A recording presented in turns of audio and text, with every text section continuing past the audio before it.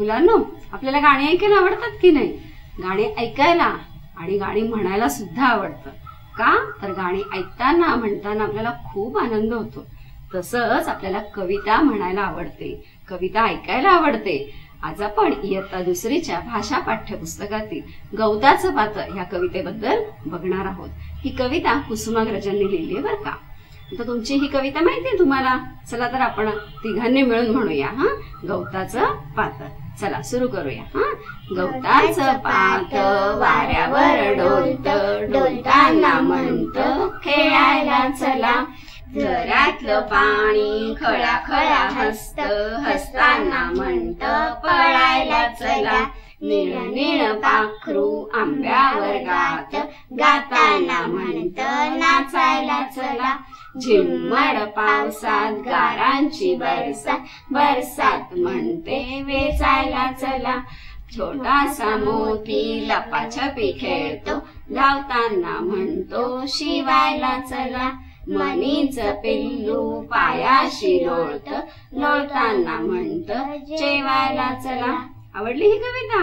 मुलांनो, आता आपण ही जी कविता म्हणाली ना, त्या कवितेचं मी चित्र दाखवणार आहे बघा. ते चित्र नीट बघा. काळजीपूर्वक बघा. चित्रात काय काय दिसतंय ते पहा. पाहिलं? स्वराज, तुला रे काय दिसतंय या चित्रात? मला या चित्रात तळ दिसतोय. तुला काय दिसतंय दीक्षा? आंबे दिसतायत. आंबे दिसताय. दीक्षाला आंबे दिसले. वा. तुला रे अजून स्वराज काय दिसतंय बघ बरं. मला या चित्रात निळ पक्षी दिसतोय. दीक्षा, तुला काय दिसतंय अजून? मला या चित्रात गवत उगवलेले दिसतंय. शाबास. मुलांनो, आज आपण निसर्गातली कविता म्हटली, त्या कवितेचं चित्र पाहिलं, त्या चित्रात काय काय दिसतं ते बघितलं. ही जी निसर्गातली कविता आहे, ह्या कवितेचं नाव होतं गवताचं पातं. तुम्हाला माहिती ही कविता कोणी लिहिली? ही कविता कुसुमाग्रजांनी म्हणजेच वि.वा. शिरवाडकर यांनी लिहिली आहे.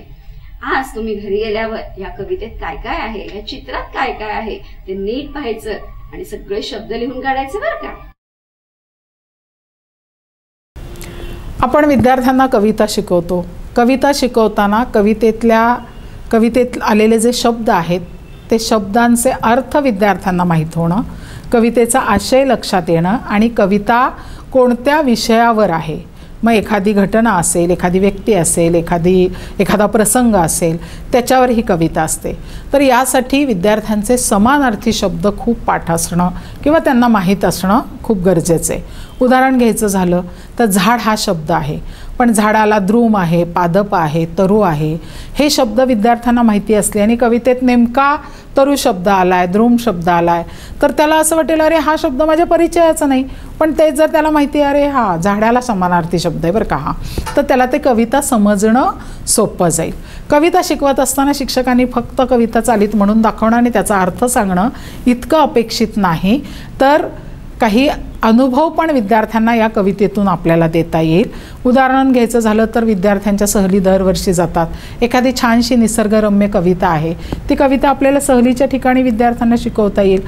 पावसाची कविता आहे, बाहेर रिमझिम पाऊस पडतोय, वर्गाच्या बाहेर त्यांना आणता येईल, तिथे कविता त्यांना शिकवता येईल. एखादी देशप्रेमाची कविता आहे, आपला स्वातंत्र्य दिन किंवा प्रजासत्ताक जवळ आलाय, तर त्यावेळी ती कविता शिकवली की जे राष्ट्रप्रेम आहे, देशप्रेम आहे, ते त्यांचं ओसंडून वाहील आणि त्याचा अर्थ म्हणजे तो प्रसंग जो आहे तो ताबडतोब त्यांच्या समोर येईल. आणि अशा एखादा प्रसंगसुद्धा आपण नाट्यरूपानं सुद्धा वर्गामध्ये सादरही करू शकतो. कारण कविता पाठापेक्षा शिकवणं आणि समजून देणं विद्यार्थ्यांना थोडंसं अवघड आहे. त्यासाठी शिक्षकाची जर पूर्वतयारी उत्तम असेल तर हा घटकसुद्धा शिकवायला खूप आपल्याला सोपा जाईल.